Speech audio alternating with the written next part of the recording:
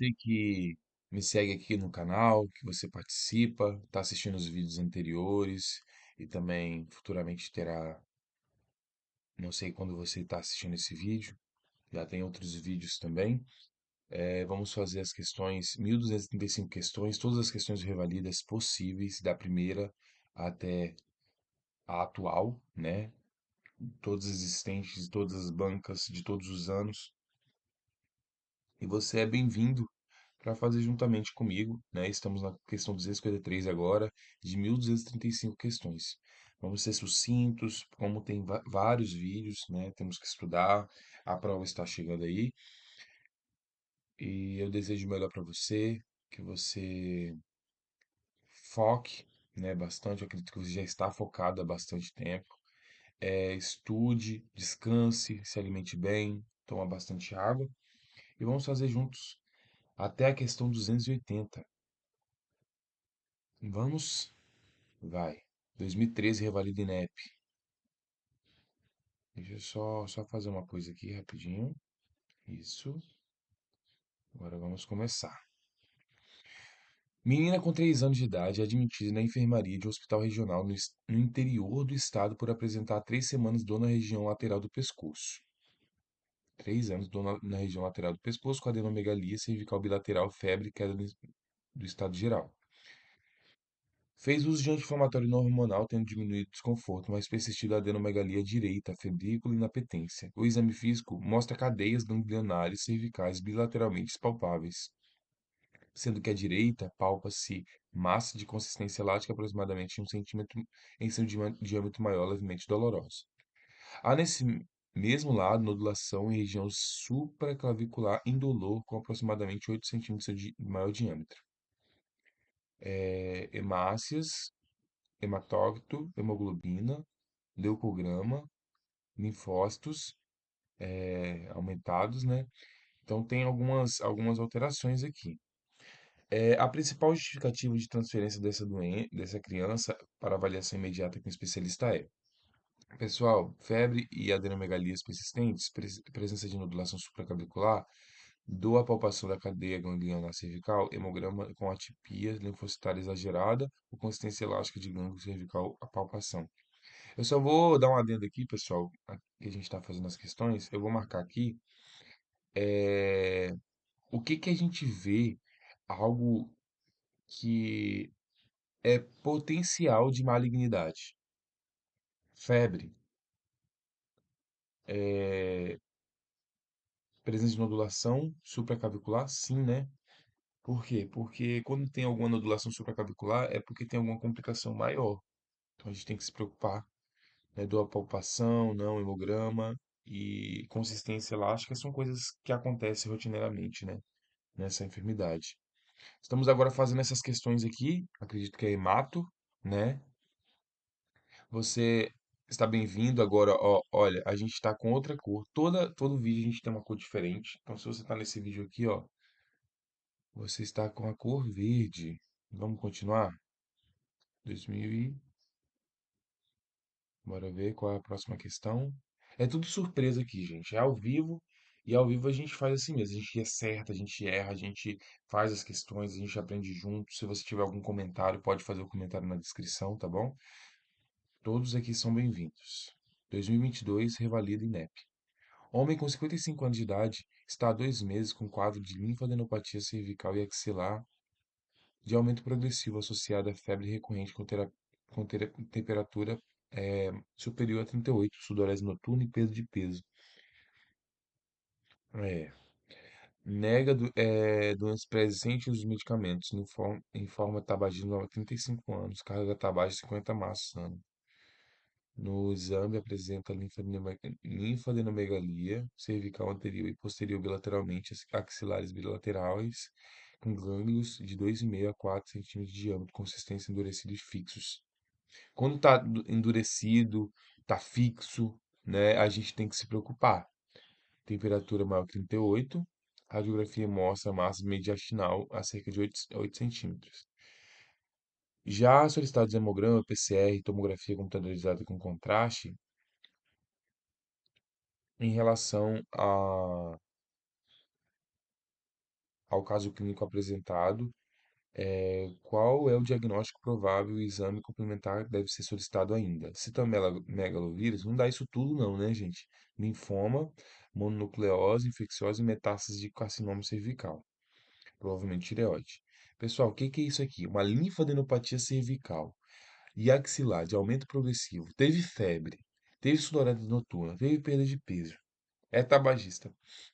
Você poderia pensar numa metástase? Poderia, mas não falo nada além disso, entendeu? Metástase é quando avança para outros lugares. Isso aqui é um caso típico, gente, de linfoma mesmo. Linfadene- Linfadenomegalia cervical, axilar, de consistência endurecida. É uma malignidade, né? Então a gente tem que tratar com o oncologista e hematologista. 255, 2023, revalida INEP. Um menino com 13 anos, previamente saudável, foi solicitado no ambulatório de pneumologia por causa de história de 20 dias de febre, mal-estar, sudorese noturna, profusa e tosse seca. Não foram modificados pelo tratamento prévio com amoxicilina.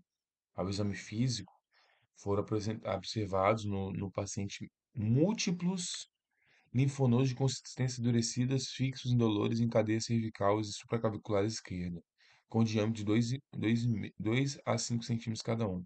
Vocês estão percebendo que agora a gente está seguindo uma leva de questões dessa forma? As provas do Revalida, elas se repetem. Não estou falando que elas se repetem da mesma questão, mas a mesma ideia. Vocês viram que a gente fez uma questão anteriormente com uma pessoa mais idosa, agora com a pessoa mais nova, que teve febre, mal-estar, sudorese noturna profusa e tosse seca. Fez o tratamento com amoxicilina, não deu certo. Não sei, tipo assim, não melhorou, né? Se não melhorou, então não deu certo. Múltiplos nódulos endurecidos fixos, indolores na cadeia cervical supraclavicular esquerda, de 2 a 5 centímetros de diâmetro. Na radiografia de tórax, mostrou infiltrados pulmonares bilaterais arredondados e adenopatia hilar bilateral.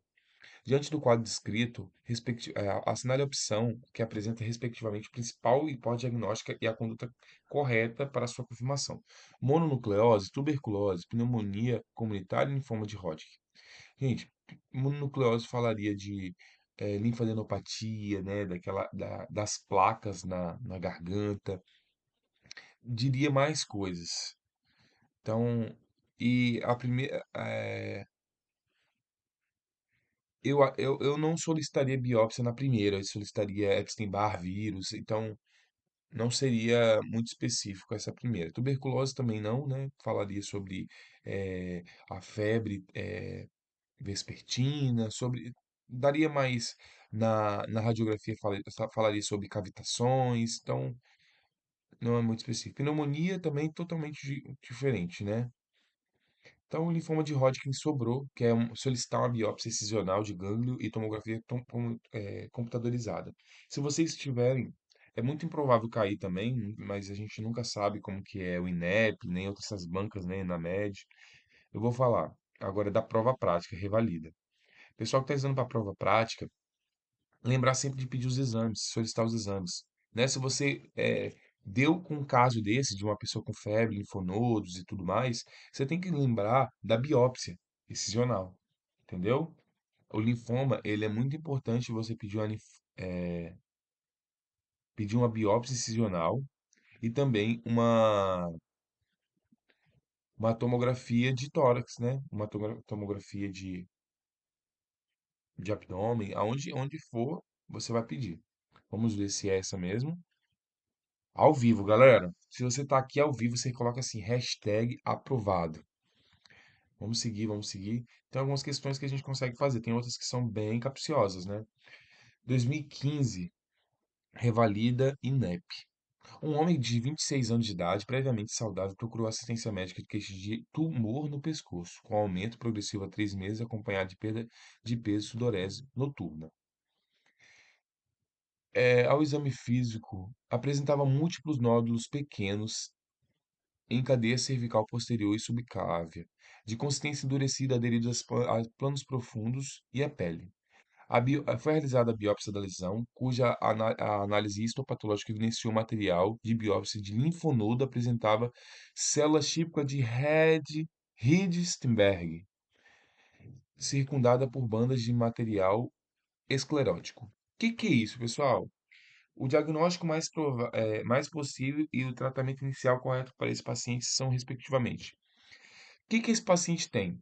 Pessoal, você poderia ter dúvida até chegar nesse momento aqui da biópsia. Chegou aqui e você viu células típicas de Redi-Steinberg, é linfoma de Hodgkin, tá bom? E o tratamento é uma quimioterapia, pessoal. Linfossarcoma, eu acho que é algo mais progressivo, né? E é pessoas mais velhas, linfoma de Burkitt. Na verdade, eu vou até escrever aqui, pessoal, porque eu gosto de estudar logo após, né? Se você está estudando, não deixe de estudar. Tipo assim, se você faz questões, é, vamos dizer que tem um dia que você não consegue fazer tantas questões. Eu geralmente eu tava fazendo 100 questões diárias, né? Eu fazia uma prova de revalida, né? E eu estou estudando há um tempo considerável já, né? Já fiz a prova de revalida 2024.1, né? Deu certo a primeira fase. E eu vou dizer uma coisa aqui para você. Mesmo que você fizer 20 questões no dia, 10 questões, faça. O importante é você estar fazendo, porque você não perde o ritmo, né? Realmente era linfoma de Hodgkin, gente. Acertamos juntos. Vamos passar para mais uma. 2014, revalida INEP. Um homem com 30 anos de idade apresenta linfadenegalias da cadeia cervical posterior e subclavicular. Refere episódio de febre, sudorese, principalmente no período noturno e perda de peso. Nega outras queixas. O exame físico geral e o específico não mostraram outras alterações. O resultado da punção biópsia aspirativa de linfonodo cervical foi compatível com o linfoma de Hodgkin. Então já deu o, o diagnóstico, né? Uma pessoa com febre, perda de peso, tá com sudorese e linfonodomegalia, o que você tem que pensar? Isso aí mesmo. Linfoma de Hodgkin, ou relacionado a linfoma de Hodgkin, né? Qual a opção? A tomografia realizada não mostrou massa em envolvimento de cadeias linfonodos, então isso não está tão é, metastático, né? Qual a opção terapêutica mais adequada para o paciente? Radioterapia, cirurgia, radioterapia, e quimioterapia ou quimioterapia e radioterapia? Gente, quimio e rádio, né? É uma, é o tratamento que precisa, né? Cirurgia seria se tivesse algum acometimento, alguma coisa para poder retirar mesmo. Mas o tratamento é quimio e radioterapia. 2020, revalida INEP. Uma paciente com 45 anos de idade apresenta queixa de astenia, mal-estar e tosse seca persistente. Ela procurou assistência médica em unidade básica de saúde. Em seu exame físico, notou adenomegalia cervical bilateral, sem outros achados. Radiografia de tórax, conforme exibido na imagem. No atendimento ambulatorial, a biópsia de um dos nódulos revela células gigantes, multinucleadas em aspectos de óleo de coruja e do tipo esclerose nodular. Óleo de coruja me lembra uma coisa, não sei se te lembra, nefroblastoma. Neuroblastoma, na verdade, desculpa. Nefroblastoma é outra coisa. De acordo com os achados radiográficos e histopatológicos, a conduta indicada encaminhar paciente, a conduta indicada é encaminhar a paciente para. É, vamos ver aqui. Rede Unacom ou CACOM de assistência à oncologia, Hospital Terciário para tratamento especializado em infectologia, Hospital Terciário para tratamento especializado em cirurgia torácica ou Hospital Terciário para cirurgia de cabeça e pescoço. Pessoal, isso é câncer, né? Isso é linfoma. O que que a gente precisa fazer? Caminhar para assistência oncológica, né, pessoal? É isso, bora passar. Pessoal, só para avisar aqui, na última aula a gente falou sobre. Eu vou tentar falar só no começo da aula sobre o que que a gente viu na última aula. Para fixação, se você está assistindo vários vídeos, né? Se você chegou até aqui também, eu vou começar a falar, tipo assim, o que que falamos no vídeo anterior. Geralmente eu falo, mas no meio do vídeo, né? Sempre quando eu tô conversando assim, eu gosto de me abrir para vocês e tal. Mas eu vou falar o que que a gente estudou ontem. A gente estudou sobre anemia falciforme, sobre mielofibrose, sobre essa hematologia, né? Sobre a relação de todo tipo de anemia hemolítica, anemia ferropriva. Estudamos também leucemia linfóide aguda. Estudamos algumas coisas relacionadas à hematologia. E eu estou pensando que a gente está seguindo esse caminho agora, né? Vamos continuar aqui. 2023 revalida. INEP. Um homem de 68 anos retorna ao ambulatório de referência devido a dores da coluna lombar. Dores na coluna lombar de intensidade progressivamente maior nos últimos 3 meses. Outra dica que eu dou, se você está aqui pela primeira vez, sempre marque, tá bom? Dependendo da questão de revalida, ela é muito grande. Quando você chegou no final, você já esqueceu o que está escrito no começo. Então, essa é a dica que eu dou. Hemoglobina tá anêmico, né? Hematócrito baixo, leucócito normal, proteína normal, tá um pouco aumentada, albumina diminuída, cálcio sérico aumentado, creatinina aumentada e imunoeletroforese de proteína, banda monoclonal de imunoglobulina. Essa parte é muito interessante, cara. Radiografia vertebral mostrou lesões osteolíticas T1, T11, T12, L1, L2. Nas últimas 2 semanas, o paciente apresenta excessivamente sonolento, né, devido à anemia, né? Considerando essas informações, ele pode diagnóstico o exame mais adequado para confirmação, respectivamente, anemia falciforme, linfoma, hiperparatiroidismo ou mieloma múltiplo. Pessoal, um paciente que está com dor óssea, né, dor óssea, que é na coluna lombar e torácica, anemia e cálcio aumentado, o que que é isso, gente? Anemia, dor óssea e cálcio aumentado. O que que é isso? É isso mesmo que você falou, mieloma múltiplo. E o que que a gente vai solicitar? Aqui foi muito, muito legal. Eles colocaram aqui, ó, eletroforese de proteína, que é um exame muito importante. Gente, eu escrevo tudo para estudar depois, você acredita? Acredito. Não sei se você faz isso também. Mas é isso aí, pessoal. Bora continuar aqui. Realmente é um mieloma múltiplo e a gente pede um mielograma, né? Depois eu vou rever essa questão, depois eu vou reestudar, é, porque é muito bom, né, estudar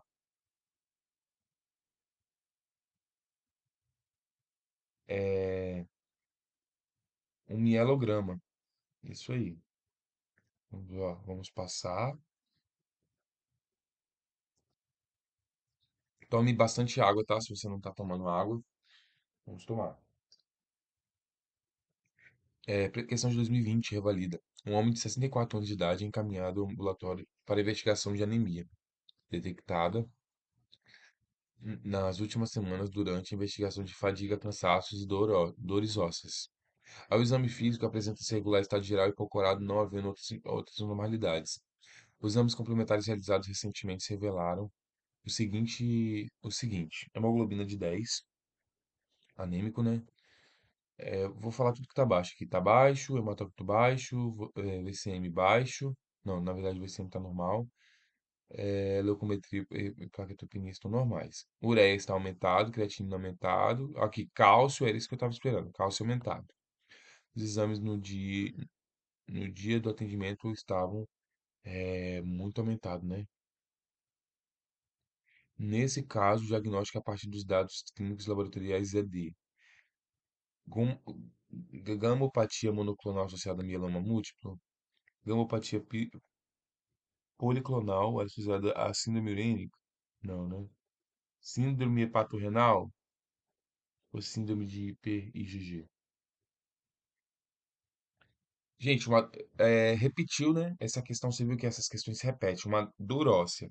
Dor, dor óssea, anemia e cálcio aumentado, mieloma múltiplo. Pessoal, vamos passar aqui para a próxima. 2020, um pré-escolar revalida. Um pré-escolar com 3 anos de idade, previamente rígido, é atendido no pronto-socorro. A mãe relata que seu filho apresentou manchas no corpo há 2 dias.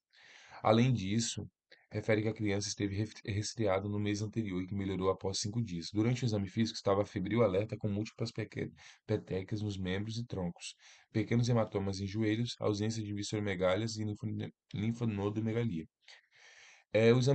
O exame do esfregaço de sangue periférico mostra plaqueta de 57.000. A referência é 150 mil, né? A referência inferior. Com macroplaquetas. Células vermelhas e brancas com morfologias e quantidades normais. O diagnóstico provável é a conduta adequada são, respectivamente. Leucemia, púrpura trombocitopênica idiopática ou leucemia. Pessoal, aqui não fala de leucemia, né? Não fala de linfadenomegalia, sobre a febre, sobre perda de peso, sobre um monte de coisa, né? O que que a gente está vendo aqui? Uma púrpura trombocitopênica é outra palavra agora, não é mais idiopática, é imune, se eu não me engano. Trombocitopênico imune. Mas a gente fala idiopática do mesmo jeito, porque a gente está lendo aqui a questão, né? Segmento clínico ou corticoide por altas doses? O que que a gente faria aqui? Pessoal, como a plaqueta está maior que 50.000, aí a gente segue clinicamente. Mas se estivesse bem baixo, aí a gente se preocuparia de uma forma maior, tá bom? Mas só tem esse exame também, né? O restante dos exames estão normais. Uma criança que está com petecas no corpo, né? Vamos seguir? 262 de 2023, Revalida INEP. Uma paciente com 30 anos, branca, procura o serviço de emergência devido a sangramento gengival e aparecimento de pontos avermelhados nos membros inferiores há 15 dias, com piora progressiva das lesões e fadiga. Nega febre, uso de medicamentos e ingesta de bebidas à base de quinino. Foram solicitados exames que mostraram, né, hemácias. É um pouco. Tá quase, já tá no limite, né? Hemoglobina baixa, hematócrito baixo, leucócitos também tá um pouco baixo, plaquetas estão baixas, macroplaquetas. Então a gente vê uma PTI também aqui, né? O tempo de protombina também está um pouco normal, ureia normal, o restante está tudo na normalidade, né? Ao exame clínico, notou a presença de lesões na pele, petecas em dorso do pé e tornozelo, sola dos pés e hemorragia bolhosa na mucosa bucal. Então, vamos ver aqui. Já tem uma hemorragia bolhosa na mucosa bucal. Com base nas informações descritas, a principal hipótese diagnóstica é síndrome hemolítica urêmica, ureia normal, né? Púrpura trombocitopênica trombótica, trombocitopenia induzida por fármaco. Tem fármaco aqui? Nega o uso de medicamentos. Púrpura trombocitopenia imunológica grave. Gente, acredito que seja esse grave mesmo, pelo fato da clínica do paciente. Vamos ver? Ao vivo, bora ver. Foi. Vamos passar aqui para mais um. 263, revalida. Só para falar aqui, que você chegou aqui nesse vídeo de paraquedas, se você não sabe muito bem sobre esse vídeo que a gente grava, o que acontece? A gente não está gravando, tipo assim, 2011, da questão 1 até a questão 100, 2020, questão 1 a questão 100, entendeu? A gente não está fazendo desse jeito porque, como nós, como somos proveiros, né? Acredito que você já tem uma. Se você não fez as provas de revalida ainda, eu peço para que você faça, porque é muito importante para sua vida. Por quê? Porque você que é proveiro, uma hora você tem que conhecer a banca que você está estudando, você tem que conhecer com quem você vai guerrear. E a prova do revalida não é diferente. Fazemos questões aleatórias, surpresas, e a gente faz junto, né? para realmente não ter esse aspecto de facilidade. Claro que tem um aspecto que nos facilita, que é a repetição de questões. O Revalida ele tem essa situação, que a gente não pode fugir e que nos ajuda, né, vendo as questões que meio que se parecem, né? Mas é isso. 2023, paciente com segundo digesta com 70 quilos é encaminhada pré-natal de alto risco em razão de histórico de abortamento espontâneo na oitava semana da gestação anterior. Traz consigo um exame de mutação homozigótica do gene da enzima metileno tetrahidrofolato redutase. A paciente nega a história pessoal ou familiar de trombose. Nesse caso, a conduta imediata deve ser. Pessoal, eu já fiz essa questão aqui em 2023, é por isso que eu falei que a importância de você fazer questões sempre vai vir na sua mente uma hora ou outra. O que acontece? Que essa mutação homozigótica do gene da enzima metileno tetrahidrofolato redutase é algo que não é para se preocupar. Você acredita disso?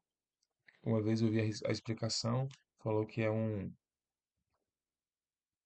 mutação é, fisiológica, basicamente. Então, a paciente não tem histórica pessoal nem familiar de trombose. O que que a gente vai fazer nesse momento? Dar seguimento pré-natal habitual, solicitar exames de trombofilia gestacional, prescrever as AS e enoxaparina,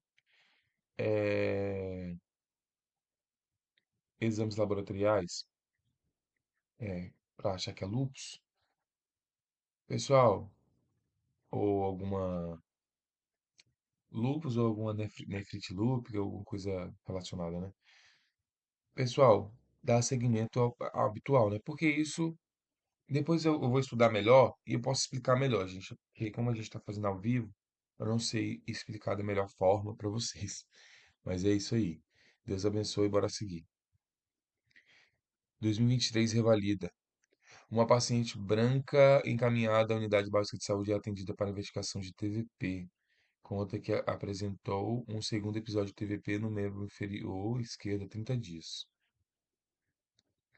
Informa que faz uso de anticoncepcional oral desde os 18 anos e que a primeira TVP ocorreu aos 36 anos, quando foi tratada por varfarina há 6 meses, sem intercorrência, quando teve 3 gestações, a primeira delas aos 22, ocorreu um abortamento espontâneo e as duas foi a termo. Ela relata ainda que sua mãe já apresentou TVP e relata que atualmente vem fazendo uso de rivaroxabana. Para a investigação de TVP, a paciente nesse momento deve solicitar o quê? Essa é outra questão que é muito improvável de cair no Revalida, tá bom? É,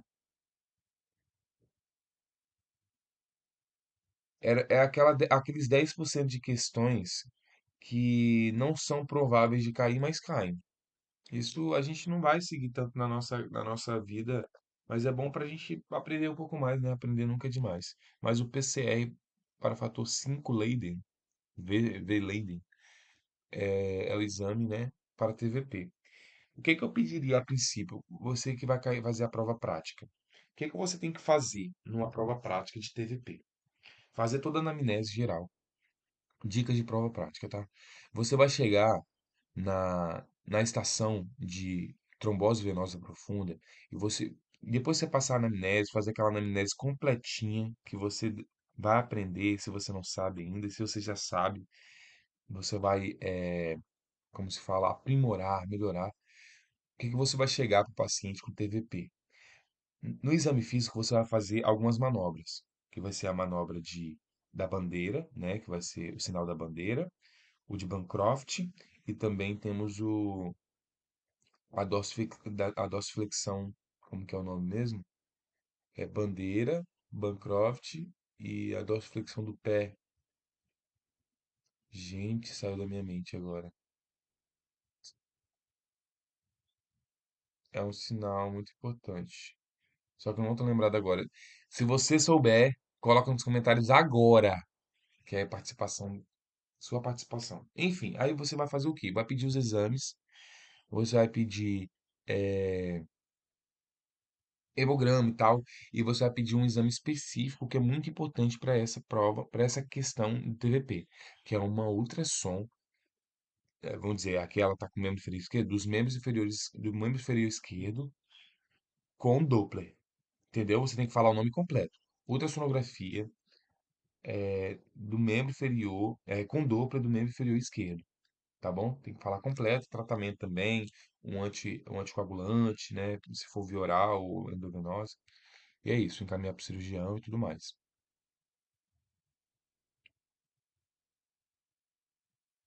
Ah, lembrei, tá, gente? Só para lembrar aqui, é o sinal de Womans. Veio aqui na cachola, demorou, mas chegou. 2013, revalida INEP, mulher com 45 anos de idade em preparo de colestectomia, para preparo de colestectomia por doença calculosa, para o médico da UBS em seu bairro, de seu bairro, apresentando os resultados dos exames laboratoriais solicitados. O hemograma apresenta hemoglobina baixa, é normal, tá? Ela quer saber sobre o risco de necessidade de transfusão de sangue durante a operação. Salienta que não perguntou ao cirurgião a respeito da necessidade da transfusão, tendo como base o guia para o uso de hemocomponente do Ministério da Saúde. O médico formulará a resposta à paciente com base no fato que a transfusão de hemocomponentes traz riscos imediatos ou tardios e por isso deve ser evitada na cirurgia proposta se possível. Ah, colestectomia a gente não faz mesmo não, né, gente? 11 de hemoglobina? Eu vou deixar nessa, mas eu vou ver as outras. Calma aí. A transfusão de concentrado de hemácia está recomendada após perda de superior a 8%, acho que é mais por cento.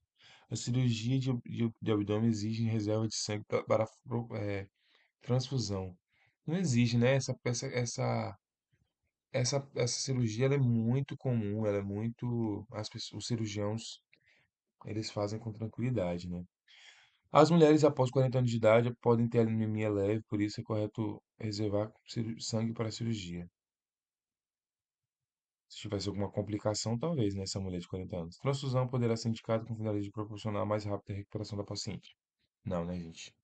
Foi isso. Bora passar. Revalida 2024. Um escolar de 9 anos, portador de anemia falciforme, politransfudido, encontra-se internado há 3 dias devido à crise álgica. Evoluiu com melhora da dor e estava febril e estável clinicamente.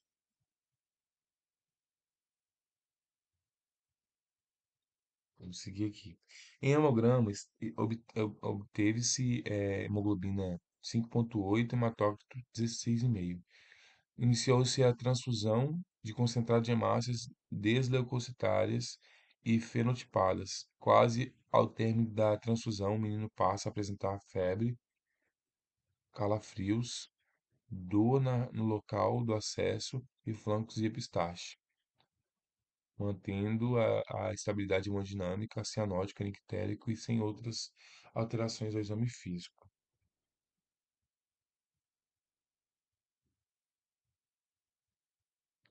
A radiografia do tórax está sem alterações. Nesse caso, o que provavelmente está acontecendo é uma sobrecarga circulatória associada à transfusão, lesão pulmonar aguda à transfusão, reação febril não hemolítica e hemólise aguda. Ah, eu lembrei dessa questão agora. Essa questão deu uma complicação, porque uma banca dizia que é uma coisa, outra dizia que era outra, né? Reação febril não hemolítica, vamos ver.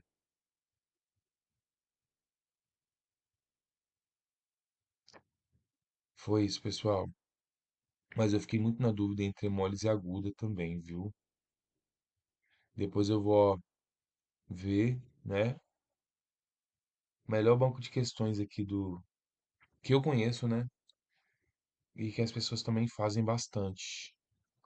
É o banco de questões, gente, do Estratégia Med, tá? Valeu, vamos passar aqui. 267, 2017, revalida. Um homem com 48 anos de idade, tabagista crônico e pertence admitido em um hospital para correção de aneurisma aorto-ilíaco esquerdo e utilização de prótese vascular. Durante a checagem de informações do protocolo de cirurgia segura adequado para o cirurgião assistente é Antibioterapia e não a profilaxia para minimizar o risco de infecção. Antibiótico profilaxia em cirurgia de vascular porque há uso de prótese. Antibiótico profilaxia em paciente que há comorbidade. Não há profilaxia por se tratar de uma cirurgia limpa.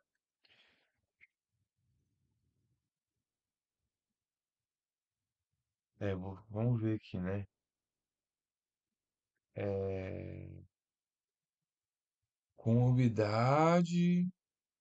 Difícil essa, né, gente? 2017. Eu vou nessa daqui, profilaxia, por causa que tem uso de prótese, né? Vamos dizer, é um corpo estranho e eu vou nessa ideia. Eu vou nessa ideia do corpo estranho, aí tem que fazer um antibiótico profilaxia para se adaptar. Mas, vamos ver.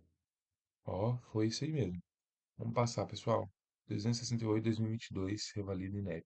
Eu vou dizer, gente, às vezes você não vai acertar, isso é normal. Errar, gente, é humano, é normal. E outra coisa muito importante também é que nem os especialistas, mais especialistas dos especialistas, acertam tudo, tá? Então fique tranquilo com isso, porque às vezes a gente fica muito, a gente se cobra bastante porque a gente errou uma questão. Gente, você vai errar no dia da prova também, né? Mas foque, né? Tenha uma concentração. A prova é só um momento, né? Um período da tarde. Então já entre com cabeça de vencedor já, que você já venceu, que você já está com a aprovação na mão e não desista. Vamos ler aqui 2022, INEP.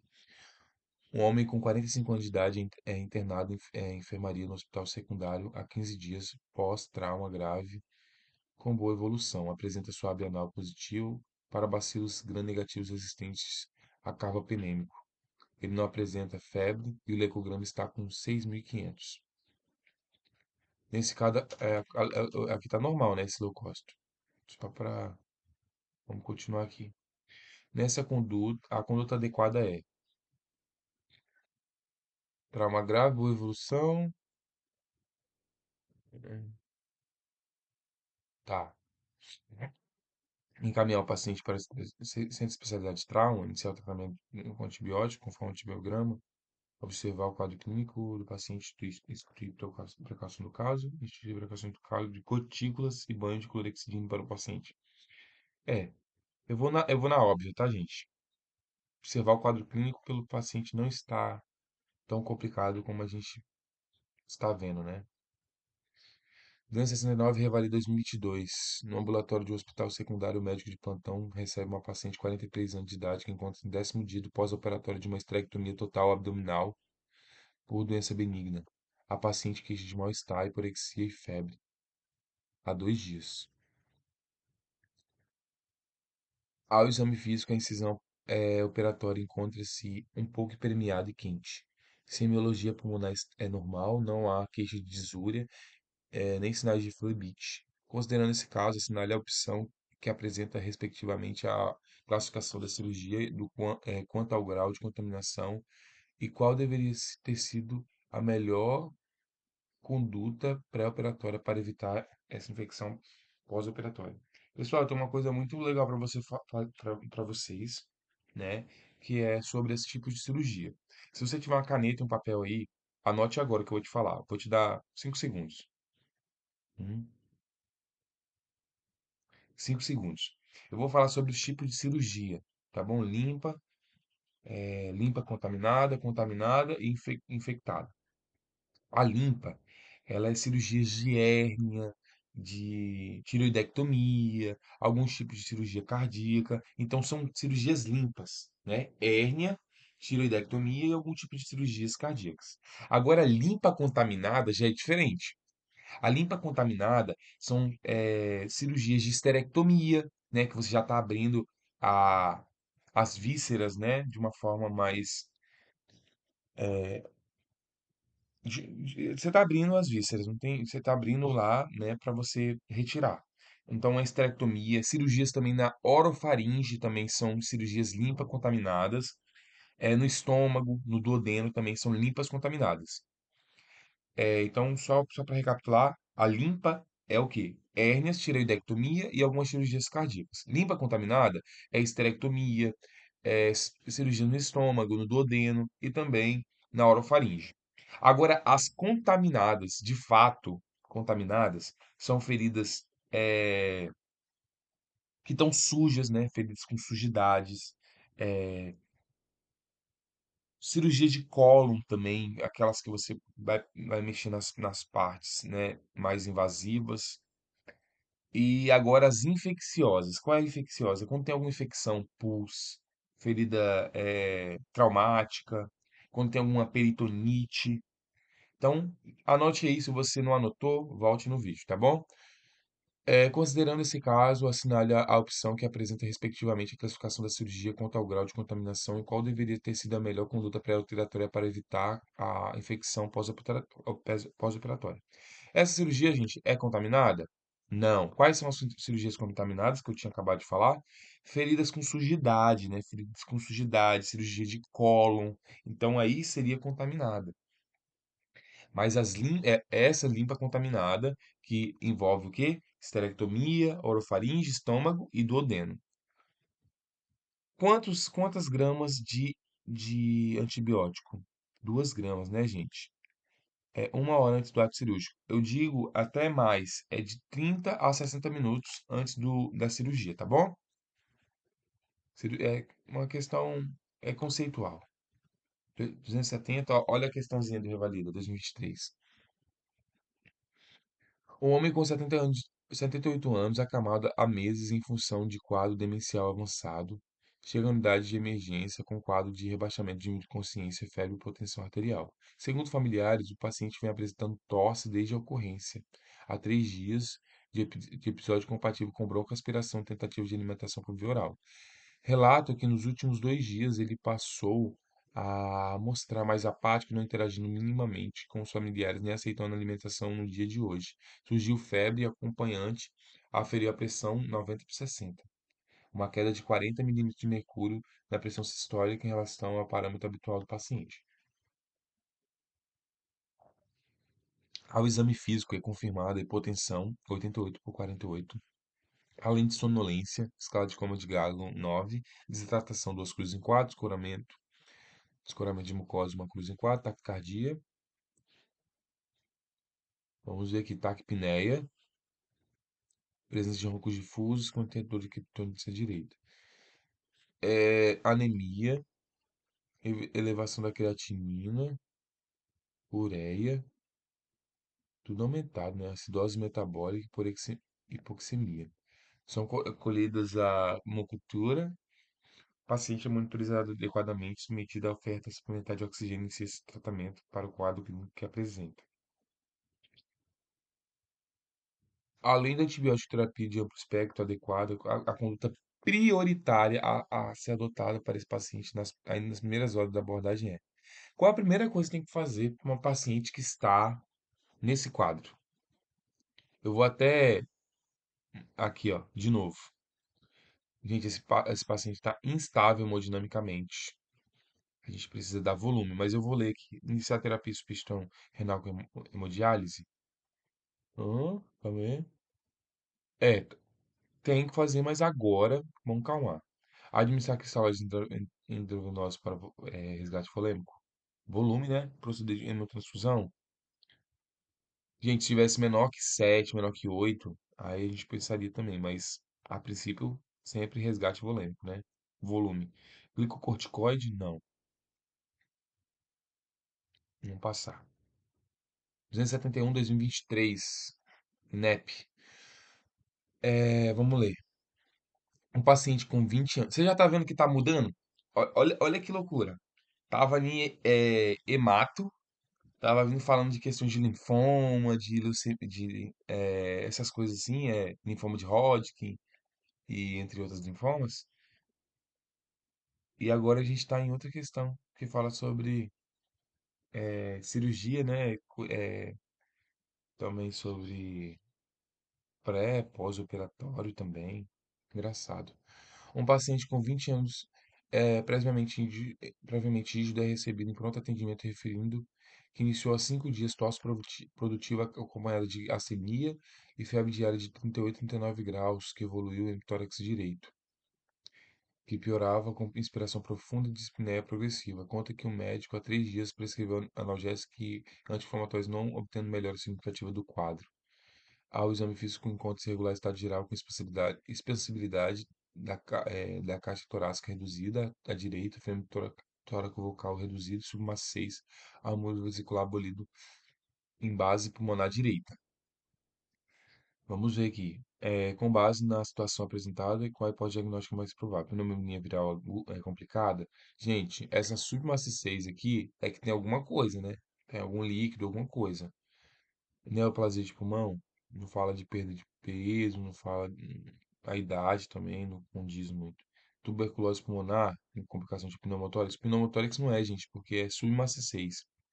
O pneumotórax, ele é hipertimpânico, né? Mas uma pneumonia bacteriana complicada com derrame pleural é mais aceitável, né? Vamos ver? Ao vivo, vamos pra cima. É isso aí, pessoal. Questão de 2023 revalida. Tava caindo muito de 2023, né? 2023, 2022. Vamos, quanto mais atualizado a gente fica feliz, né? Uma mulher de 28 anos de idade, profissional, mas tem muitas questões do passado que são bem atualizadas, então, que não desatualizaram, né, no caso. Isso é bom. Uma mulher de 28 anos de idade, profissional do sexo, vai à consulta com um médico de família e comunidade buscando orientações para a prevenção de infecções sexualmente transmissíveis. Ela refere que manter a atividade sexual com preservativo sempre que possível. Isso é ótimo, parabéns. Sua última relação sem uso de preservativo foi há uma semana. Ela não apresenta alterações ao exame físico nem alergia medicamentosa e realizou teste rápido para IST há 5 meses. Todos não reagentes. Foi solicitado teste rápido para sífilis com resultado reagente. É. Ela, então, percebe que ela tem um segmento muito certo, né, por ser profissional do sexo. E para HIV, com resultado não reagente. Diante desse caso, o médico deve solicitar a VDRL trimestralmente, com o controle da cura, tratar a parceria, função hepática, eh, repetir o teste rápido para HIV em 30 dias, anualmente. Eu quero ver o teste aqui, ó, tratamento de penicilina por 3 semanas? Não, né, gente? Essa aqui é. Essa aqui tá sendo recente, né? Não é tardia. É, penicilina por 3 semanas, não. Penicilina, ó, vamos ver, VDRL para confirmação trimestralmente para controle de cura e teste rápido para HIV em 30 dias. Oferecer sorologias GST, aconselhamento pós-teste. Notificar e penicilina benzatina 2,4 milhões de doses únicas. É isso aqui, pessoal. Vamos ver. Eu já ia embora, mas por vocês eu tô aqui, ó. Repetir o teste rápido para sífilis. Deixa eu ver o tratamento. Notificar penicilina benzatina. Isso, está certo. Associado, não, gente. Só penicilina mesmo, né? Vamos seguir.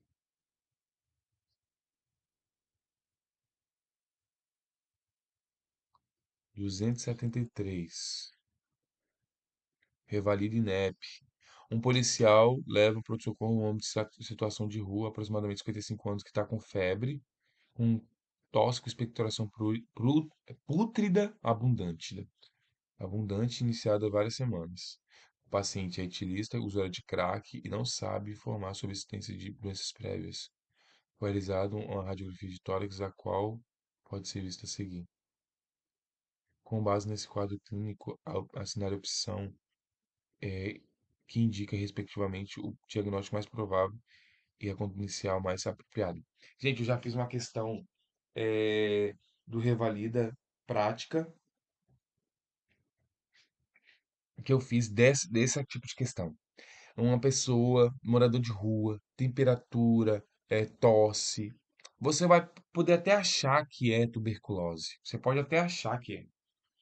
Mas quando você vê esse essa radiografia e vê isso aqui especificamente, você já pensa em outra coisa.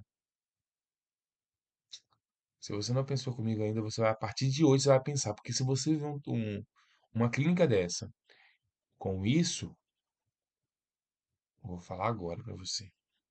Com base no quadro clínico, assinale a opção que indica, respectivamente, o diagnóstico mais provável e a conduta inicial mais apropriada. TEP, abscesso pulmonar, neoplasia pulmonar primária e tuberculose pulmonar. Corta essa, corta essa que não tá falando de nada relacionado a isso, assim. Não tem nem. Eu tô querendo cortar aqui, gente, mas não tô conseguindo, não. Cortei. TEP, cadê o. Não tem nada muito específico de TEP. Não tá falando muito de TEP, né? Então eu vou cortar aqui também, porque eu tô gostando de cortar, achei legal. Abscesso pulmonar, gente, foi, ó. Abscesso pulmonar é isso aqui, ó. É específico disso aqui, gente. É específico, tá bom? Depois que eu errei uma vez, a gente não erra mais. É isso aí. Vamos. Bora. 2023 revalida. Um homem de 52 anos é atendido à unidade básica de saúde de uma área periférica do município de médio porte. Há 4 dias vem apresentando quadro de febre, calafrios, dores musculares e náuseas. No dia anterior, a consulta apresentou melhora dos sintomas, porém, há 12 horas refere recrudescimento da febre. Chegou a 39,5, acompanhado por náuseas, vômitos, diarreia, icterícia, por 2 episódios de epistaxe. A esposa refere que tem um hábito de alimentar macacos em uma mata perto da residência e que nas últimas semanas haviam aparecido mortos. Na vigilância epidemiológica havia divulgado informe de ocorrência de epizootia em primatas não humanos na região. O médico, diante disso, solicita a internação do paciente para investigação de suspeita de febre amarela. É isso mesmo, né? Se você não pensar em febre amarela, você vai pensar em outra coisa, que é o monkeypox, né? Que é a doença do macaco também. Mas dá coisas na pele e tudo mais. Isso aqui é muito mais característico, né? Febre, náusea, vômito, icterícia. É muito específico de febre amarela. Com base nas informações, é correto afirmar para conduzir a investigação epidemiológica de maneira mais adequada, deve-se realizar a notificação imediata do caso. Confirmada a febre amarela silvestre por vírgula epidemiológica, a paciente apresenta sinais e sintomas sugestivos em área com epizootia em primatas não humanos. Suspeito de febre amarela silvestre e pesquisar IgM, né, IgM por ser agudo, pela técnica de ELISA a partir do sétimo dia dos sintomas, se o paciente não for vacinado. Confirmado, febre amarela urbana e pesquisar IgG pela técnica de ELISA no sétimo dia dos sintomas se o paciente não for vacinado contra a doença. Suspeita de febre amarela e pesquisar anticorpos de IgM a partir do 10º dia, acredito que é o sétimo, né? Eu fico sempre na dúvida entre 10º e sétimo, mas é o sétimo. Vamos ver. Diante do quadro do início dos sintomas, independente do paciente possuir vacinação prévia à doença. Essa aqui, né, gente? IgM, sétimo dia, se o paciente não for. Show, bora passar.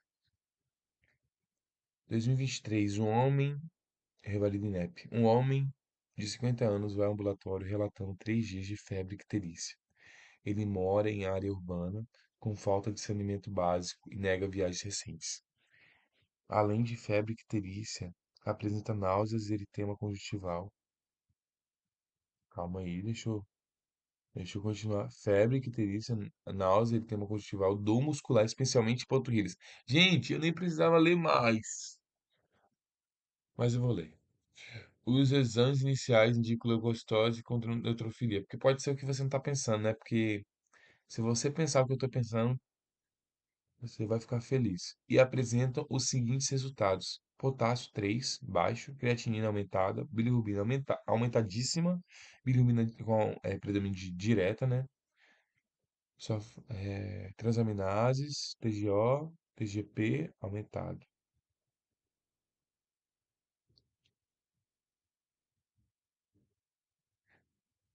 Vamos ver. A partir dessas informações é correto afirmar que a hipótese pertinente para o caso apresentado em investigação complementar são, respectivamente, dengue, hepatite por vírus B, leptospirose ou febre amarela. Especialmente panturrilhas, né, gente? O que que é isso? Leptospirose, pessoal, para passar. Eu queria, eu tô pensando muito em ver como que, é porque eu sou muito amador nessa parte de gravação, dessas coisas que eu faço, tô fazendo tudo sozinho, né? Graças a Deus. E em relação a gravar com a câmera e tal, quem sabe, né? Temos bastante vídeo aí pela frente. Então, se você tá aqui acompanhando, siga firme comigo, não desista. Vamos em cima, vamos pra cima. Revalida INEP 2023. Ô, 2023, já estamos fazendo quase todos de 2023 aqui.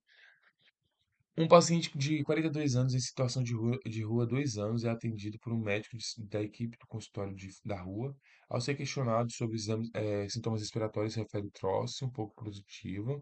Há 2 semanas, ele nega febre, queda do estado geral e dispneia. Porém, vem emagrecendo há 4 meses, o que atribui dificuldade de conseguir dinheiro para se alimentar. Refere teste rápido para sífilis e HIV no último mês deu negativo. Faz uso regular de enalapril, 20 miligramas em 12 doses diárias para tratamento de hipertensão e consome 2 doses de destilado por dia. Quando tem dinheiro. Ele nega tabagismo, outras substâncias psicoativas, apresenta uma vesicular bilateralmente é diminuído em terço superior do hemitórax esquerdo. É, a gente tá vendo que ele tá com tuberculose, né? Tá. Diante das informações obtidas, o médico de consultório da rua deve considerar o diagnóstico e tratamento de tuberculose. É, realmente era tuberculose, né, gente? Com resistência à rifampicina, iniciar o tratamento básico, diretamente observado, TDO, considerando a dificuldade de acesso do paciente. Não, gente, ó, se ele faz uso regular, é porque ele tá de boa, né? Tá indo certinho. Com resistência à rifampicina e aguardar o resultado da cultura, a gente nunca pode aguardar para tratar, tá? Dá para tratar também na unidade básica. Sem resistência à rifampicina, o esquema é básico, né? O RIP, quem não conhece, rifampicina, isoniazida, pirazinamida e etambutol, que poderá ser diretamente observado por pessoas que possuem vínculo com o paciente e com o serviço de saúde, desde que supervisionado semanalmente pelo profissional de saúde responsável. Bonita, né, essa? Aguardar o resultado e encaminhar para referência terciária de uma base, dando possibilidade de tratamento direto. Não, gente, dá para ele, se ele se trata regularmente, dá para ele continuar fazendo tratamento. 2023 de novo, revalida. Um médico de saúde, médico de família atende a unidade de posse de saúde, um homem, opa, desculpa, de 66 anos, serralheiro, casado, que apresenta queixa de cefaleia e dores no corpo, de 38 graus com edemas em mãos e pés há 2 dias. O paciente refere ter notado manchas na pele, que começaram a apresentar prurido no dia do atendimento. Após o exame físico, estabelece a hipótese diagnóstico de febre de chikungunya. Nossa, na vez da prova prática, a gente teve que escrever essa palavra aqui, chikungunya. Muita gente perdeu por não saber escrever essa parte aqui, né? E Alzheimer também, né? Alzheimer. Alzheimer. É, diante dessa situação, o médico e a equipe de saúde devem realizar a notificação após o quadro, confirmação sorológica, encaminhamento para a internação do hospital de referência, campanha de mosquito, folhetos explicativos, aplicação de inseticida pela prefeitura. Tá. Eu até tava pensando nesse, até corticosteroide oral. Ai, gente. Calma aí, deixa eu ver outro aqui. Tratamento com analgésico, repouso e aumento da ingestão hídrica. Notificação de casos suspeitos, exame confirmatório, busca ativa dos casos suspeitos no bairro, promoção de ações no controle do mosquito Aedes aegypti. Gente, não tem como essa questão tá errada, pelo amor de Deus. Isso a gente vai fazer na prova prática também, ó. Analgésico, repouso, ingesta hídrica, contraindicar AS e anti-inflamatório, fazer o exame confirmatório, busca ativa com agente comunitário de saúde, agente de endemias, fazendo promoções. Deixa eu ver esse último aqui. Teste diagnóstico, caminhamento especializado, paciente de referência. Enfim. É... Não, né, gente? Vamos seguir aqui para mais uma. 2023 novamente, mais uma de 2023, questão 278. Nossa, aqui. Essa aqui, 278, é nossa. Você que chegou até aqui é porque você é mais que um vencedor. Bora. Uma menina de 6 anos em tratamento de leucemia linfóide aguda é levada à unidade de pronto atendimento infantil devido ao pico de 38,5 sem outros sintomas associados. Ela utiliza catéter de longa permanência para administração de quimioterapia há uma semana.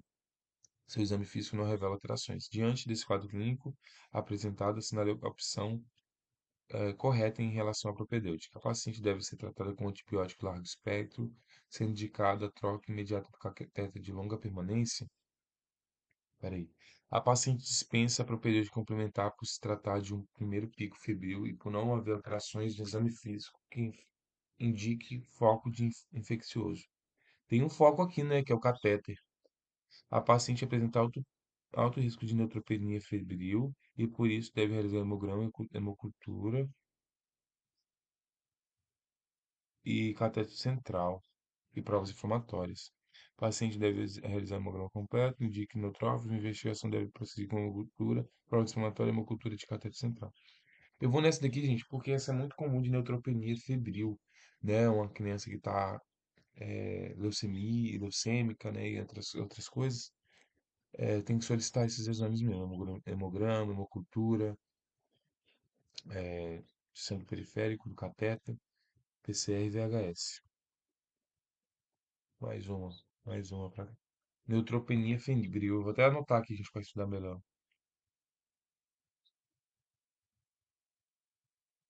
Bora para mais uma. Ai, revalida, como as suas questões são grandes, né? 2023. Mas o que que a gente vai fazer? Inteligência reversa aí, galera. Fala, a questão é pequena para mim, essas questões são pequenas, eu vou conseguir. É assim que a gente consegue fazer as coisas. Um homem de 53 anos foi submetido a laparotomia de emergência devido à diverticulite perfurada. Em seu caso, é realizado sigmoidoscopia com colonostomia de Hartmann 7 dias. Desde o segundo dia do pós-operatório, o paciente apresenta febre intermitente de 39 graus e não consegue se alimentar em razão da distensão abdominal persistente. Ele não apresenta outras queixas. Ao exame físico, apresenta temperatura de 38,9, frequência aumentada, cardíaca também aumentada, pressão normal, pele quente e úmida, pulmões com murmúrio vesicular pouco diminuídos em base, sem ruídos adventícios, ritmo cardíaco regular, com borrolias normofonéticas, sem sopro, abdômen distendido. Então tá falando que no pulmão não tá tendo nada demais além disso, né? Abdômen distendido, ritmos diminuídos, hipertensão, pânico, dolorosa palpação profunda difusamente. Ferida operatória limpa e seca, sem sinais de colonostomia, com bom aspecto de ordem negativo. Está usando ciprofloxacina e metronidazol endovenosos, leucose de 21,5. Considerando o caso apresentado, quais são respectivamente o diagnóstico mais provável e o exame mais adequado de investigação? Pneumonia, hum, infecção do trato urinário, hum, sepse, hum, é isso, pessoal. Infecção intraabdominal, tomografia de abdômen e pelve. Deixa eu só ver uma coisa aqui. É isso aí. É, Você tem que ver em relação à quantidade de tempo. Se for 2 dias, pode dar uma telectasia. Se for 5 dias, pode dar uma infecção urinária. Se for 7 dias, uma infecção do trato é, do centro cirúrgico, né? Mas é isso. Bora para última questão. Última questão. Se você chegou até aqui, você coloca assim, hashtag aprovado. Sabe por quê? Porque você vai ser aprovado. Tanto no Revalida quanto no Enamed. Se você está estudando e você acredita em Deus, e se você sabe que tudo é no tempo dele, é porque vai dar certo. 2023 revalida. Ó, pra finalizar, 2023 revalida, porque a maioria foi de 2023, então vão comigo aqui. Uma criança de 1 ano e 3 meses é trazida pela mãe a unidades básicas de saúde. A mãe refere que a criança vem apresentando febre de 48 horas, de 38 e 39, associada a prostração, inapetência, sonolência e um episódio de vômito na madrugada anterior.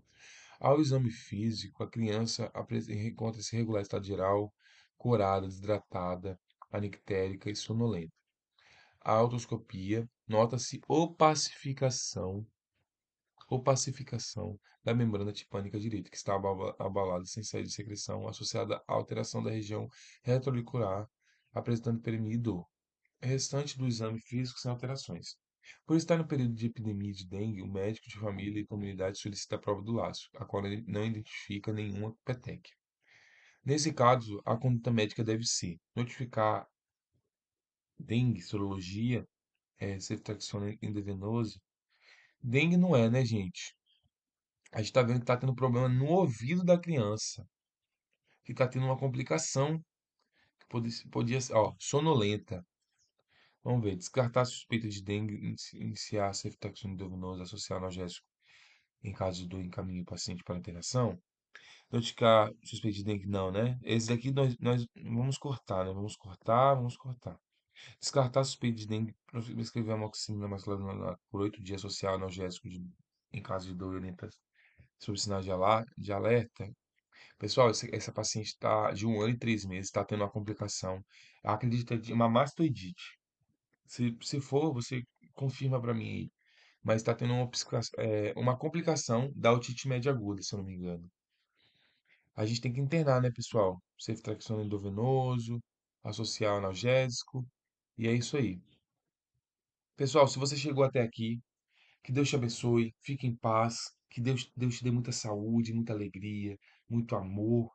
E qualquer coisa, conte comigo, tá bom? Nos comentários, ou se você tiver meu contato também, no Instagram. Obrigado por tudo, que Deus te abençoe, que você tenha um ótimo dia, uma ótima tarde, uma ótima noite, na companhia do Senhor Jesus e dos anjos. Amém? Fique em paz e até a próxima. Muito obrigado pela sua presença e estaremos no próximo vídeo juntos. Valeu e até mais.